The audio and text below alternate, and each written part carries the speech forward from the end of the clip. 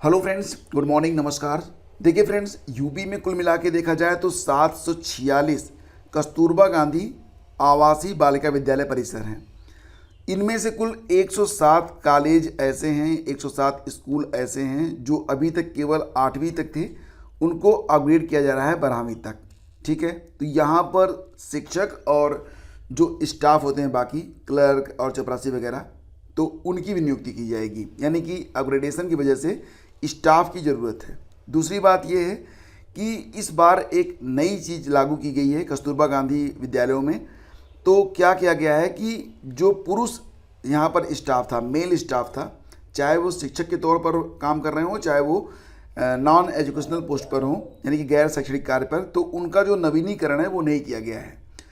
तो यहाँ पर इसकी वजह से भी, यानी कि जो पुरुषों को बाहर किया जा रहा है उनकी जगह पर महिलाओं को रखा जाएगा, तो इसकी वजह से भी कई सारी सीटें रिक्त हो रही हैं। तो कुल मिला के देखा जाए तो लगभग यहाँ पर 3000 से ज़्यादा ऐसे पोस्ट हैं। इसमें एजुकेशनल और नॉन एजुकेशनल दोनों तरीके के पद होंगे जिन पर इन विद्यालयों में भर्ती होने वाली है। और सबसे बड़ी बात ये कि ये जो रिक्त पद हैं ये केवल फीमेल कैंडिडेट से ही भरे जाएंगे। यहाँ पर मेल कैंडिडेट जो हैं वो आवेदन नहीं कर पाएंगे।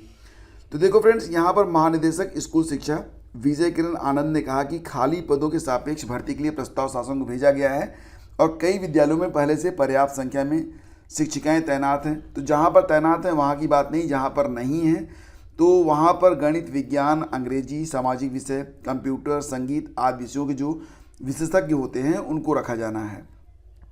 तो प्रदेश के कस्तूरबा गांधी आवासीय बालिका विद्यालयों में नए सत्र में कुल 3000 से ज़्यादा पदों पर भर्ती होने वाली है और इसके लिए जो विज्ञप्ति है वो अतिशीघ्र ही जारी हो जाएगी। बिकॉज ऑफ ये जो कस्तूरबा गांधी आवासीय बालिका विद्यालय होते हैं तो ये महिला शिक्षा के लिए बहुत ही महत्वपूर्ण माने जाते हैं और इसी वजह से यहाँ पर जो आगामी सत्र है 2023-24 का, तो उसमें शिक्षिकाओं की जो भर्ती की जानी है वो शीघ्रातिशीघ्र की जाएगी, बहुत जल्द की जाएगी।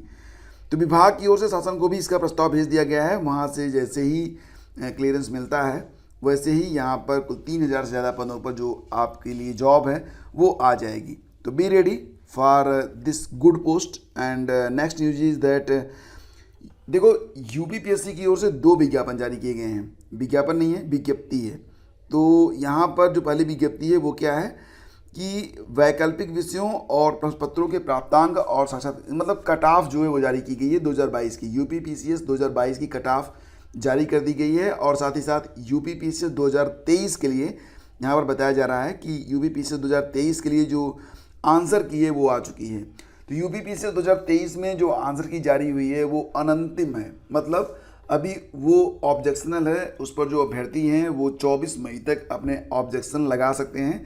उसके बाद फाइनल आंसर की भैया वो नहीं आएगी, वो आती है एग्ज़ाम के बाद, मतलब फाइनली जब सब कुछ जारी हो जाता है उसके बाद वो लोग बताते हैं। ठीक है, तो फाइनल आंसर की तो आ नहीं रही है 3-4 सालों से, इस बार भी आने की कोई उम्मीद नहीं है। लेकिन हाँ, अगर आपको यहाँ पर लग रहा है कि कोई विसंगति है तो ठीक है, आप अपने ऑब्जेक्शन जो है लगा सकते हैं। तो आंसर की आपको मिल जाएगी ऑफिशियल वेबसाइट यूपीपीएससी की और टेलीग्राम चैनल स्टडी विद ज्ञान प्रकाश पर, और studyvidgyanprakash.com पर भी मैंने वहाँ पर अपलोड कर दिया है, तो जाकर आप लोग उसको देख सकते हैं। ठीक है, और पीसीएस 2022 के कट ऑफ के बारे में एक बार आपको बताना चाहेंगे कि 2021 और 2022 में जो कट ऑफ जारी हुई, तो इस बार 2021 की अपेक्षा 2022 की जो कट ऑफ है वो हाई गई है, मतलब लो नहीं गई है। इसके बारे में डिटेल्स तो यहाँ पर अवेलेबल है। फिलहाल आपको बताना चाहेंगे फ्रेंड्स कि आयोग ने 2021 में एसडीएम के कुल 52 पदों पर भर्ती की थी। अनारक्षित वर्ग का जो न्यूनतम कट ऑफ था वो 898 अंक था। तो 2022 में 39 पद। अब इसका असर मेरिट में देखने को मिला है और जो कट ऑफ गई है वो 912 गई है। हालांकि टॉपर को कुल 940 अंक प्राप्त हुए हैं। इसी प्रकार 2022 में ओबीसी वर्ग के न्यूनतम 890 और अनुसूचित जाति के 874 अंक पाने वाले अभ्यर्थियों का चयन किया गया था। तो यहाँ पर आप ये जो कट ऑफ है इसको मैं आपको बता देता हूँ, एक बार आप देख सकते हैं। एसडीएम के लिए कुल जो 39 पद हैं, इसमें जो जनरल की मिनिमम कट ऑफ है वो 940 है, ओबीसी की मिनिमम कट ऑफ जो है वो 912 है। ठीक है, एससी की 893 है, ईडब्ल्यूएस की 920 है। तो ये आप देख सकते हैं। डिप्टी एसपी के 93 पद थे, तो जनरल की मिनिमम कट ऑफ 912 है, ओबीसी की मिनिमम कट ऑफ 883 है, SC 872 अंक पर और EWS 892 अंक पर चयनित हुए हैं। बाकी डिटेल्स आप नीचे चेक कर सकते हैं। मैं आपको मुख्य कट ऑफ यहाँ पर जो मेन कट ऑफ है वो मैं आपको बता देता हूँ। कोषाधिकारी के जो 15 पद थे तो इस पर जो मिनिमम कट ऑफ गई जनरल की 902 गई, BDO के 25 पद थे, मिनिमम कट ऑफ 897 है। और इसी के साथ यहाँ पर जिला पूर्ति अधिकारी के 7 पद थे तो मिनिमम कट ऑफ 887 है। जिला समाज कल्याण अधिकारी की मिनिमम कट ऑफ 883 है। नायब तहसीलदार के 52 पद थे, 881 अंक पर सिलेक्शन हुआ। तो यहाँ पर जिला दिव्यांगजन सशक्तिकरण अधिकारी के 12 पद थे, 875 अंक पर जनरल का जो कट ऑफ था वो गया था। यानी कि जो कट ऑफ है वो आप देख रहे होंगे कि 1500 अंकों पर ये परीक्षा होती है। तो 1500 अंकों में से लगभग 50% प्लस थोड़े से भी अगर आपके अंक ज़्यादा होते हैं तो आपके सिलेक्शन की जो संभावना है वो बढ़ जाती है। और ऐसा सिर्फ UPPCS में नहीं, UPSC में भी ऐसा ही होता है। तो आप लोगों को यहाँ पर कट ऑफ की मिल जाने की वजह से एक नई वजह मिल जाती है, एक नया इंसाइट जो है मिलता है कि अगर तैयारी कर रहे हैं तो कितने अंक लेकर आने हैं। और अगर आपको SDM बनना है या फिर डिप्टी SP बनना है तो सर्वाधिक अंक आपको चाहिए। मतलब कट ऑफ में जो सबसे ऊपर की कट ऑफ रहती है उसी की कट ऑफ के आधार पर आपको ये जो पद होते हैं वो अलॉट किए जाते हैं। इसके बाद फ्रेंड्स आगे बढ़ें तो यहाँ पर कट ऑफ की जो जानकारी है ये तो आपको टेलीग्राम चैनल पर मैं आपको शेयर कर दूंगा। उसके बाद यहाँ पर जो नेक्स्ट न्यूज़ है वो ये है कि CUET UG की जो परीक्षा जो कि पहले 31 मई तक होनी थी अब वो 6 जून तक करवाई जाएगी, क्योंकि जो स्टूडेंट हैं वो काफ़ी हैं संख्या में। और क्योंकि ये परीक्षा जो होती है वो सिस्टम पर होती है, CBT मोड में होती है। तो CBT मोड में जब परीक्षाएँ होती हैं तो हर परीक्षार्थी के लिए एक सिस्टम चाहिए होता है। अब सिस्टम कम पड़ रहे हैं तो डेट को एक्सटेंड किया जाएगा। अब इसी के साथ यहाँ पर 7 और 8 जून को रिजर्व में रखा गया है। मतलब कि अगर 6 जून तक भी जो अभ्यर्थी हैं उनकी परीक्षाएं नहीं हो पाएंगी तो कुछ अभ्यर्थियों की परीक्षाएं 7 और 8 जून को भी करवाई जाएंगी। तो NTA ने 21 मई से शुरू होने वाले परीक्षा के लिए केंद्र और शहरों की सूची जारी कर दी है। 25, 26, 27 और 28 मई को जो परीक्षाएं होने वाली हैं उनके लिए जो एग्ज़ाम सिटीज़ हैं वो बता दिए गए हैं, जिसे आप NTA की वेबसाइट पर जाकर चेक कर सकते हैं।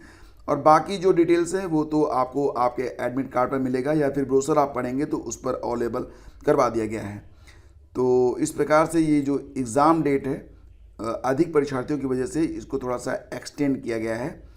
और बात करें अगर SSC के बारे में तो अक्टूबर में 3 बड़ी परीक्षाएं होने वाली हैं SSC की। तो यहाँ पर जो जानकारी मिल रही है उसके मुताबिक यहाँ से 11 अक्टूबर तक जूनियर इंजीनियर की परीक्षा होगी, 12 और 13 अक्टूबर को स्टेनोग्राफर ग्रेड C और D की परीक्षा होगी, जबकि 16 अक्टूबर को junior Hindi translator, junior translator और सीनियर हिंदी ट्रांसलेटर परीक्षा 2023 करवाई जाएगी। तो ये 3 परीक्षाएं जो हैं वो कब होंगी? अक्टूबर में होंगी SSC की।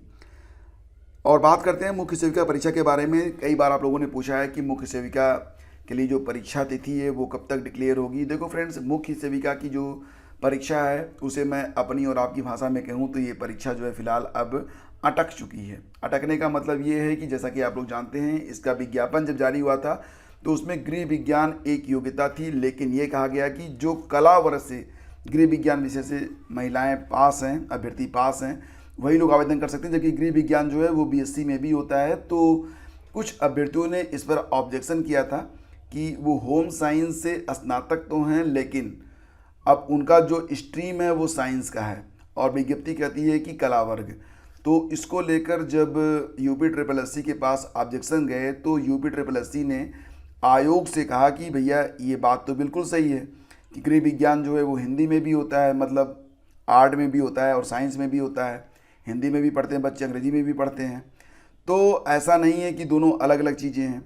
योग्यता में जो बदलाव है वो किया जाना चाहिए। तो इसके लिए UPSSC ने विकास यहाँ पर जो आयोग होता है मुख्य सेविका के लिए, जहाँ से ये विज्ञप्ति आती है, तो आप जानते ही हैं कि महिला और बाल विकास विभाग ये होता है। तो वहाँ पर जब जानकारी भेजी गई कि यहाँ पर जो अर्हता है उसमें परिवर्तन किया जाए, तो महिला और बाल विकास विभाग ने जो कहा वो ये कहा कि इसके लिए तो भैया हमें नियमावली बदलना पड़ेगा और नियमावली में जब संशोधन होगा तो इसके लिए हमें शासन की अनुमति चाहिए। तो शासन की अनुमति तो इतनी जल्दी मिल नहीं पा रही है। तो शासन से कह तो दिया गया, लेकिन अभी पूरा जो मामला है वो ठंडे बस्ते में ही प्रतीत हो रहा है, क्योंकि इस पर कोई भी लेटेस्ट न्यूज़ निकल के सामने नहीं आ पा रही है। और इस पर कोई भी ऑफिशियल डेटा अभी अवेलेबल नहीं है। तो इसका मतलब यहाँ पर यही हो रहा है कि आगामी कुछ दिनों तक अभी आपको वेट करना पड़ेगा। शासन से सहमति मिल जाएगी, उसके बाद नियमावली बदलेगी, देन आफ्टर अर्हता बदलेगी, अर्हता बदलने के बाद पुनः वेबसाइट ओपन होगी, और वेबसाइट ओपन होगी तो फिर ऐसे अभ्यर्थी जो ऐसी महिलाएं हैं जिन्होंने बीएससी किया हुआ है गृह विज्ञान से, उनसे आवेदन भी लिए जाएंगे। उसके बाद जाके कहीं परीक्षा तिथि इसकी डिक्लेयर की जाएगी। तो अब आप सामान्य रूप से अनुमान लगा लीजिए कि परीक्षा कब तक हो सकती है। तो मुझे तो लगता है कि ये परीक्षा अब जून के बाद ही हो पाएगी, जून जुलाई के बाद ही संभव है। जुलाई के बाद ही मान के चलिए, जून में तो नहीं ही संभव है। ठीक है, तो फ्रेंड्स ये थी आज की न्यूज़ अपडेट। अगर सेशन आपको अच्छा लगा तो लाइक और शेयर कर दीजिएगा। जो लोग वीडियो री एग्ज़ाम की तैयारी करना चाहते हैं उनके लिए आज से वीडियो के लिए क्विज़ और सिलेबस के मुताबिक, यानी कि जो आपका पाठ्यक्रम है उसके मुताबिक थियरी की क्लासेज आपके channel IAS PCS master class पर उपलब्ध होंगी। तो सब्सक्राइब कर लीजिए और अपनी पढ़ाई को शुरू करिए। Thank you so much.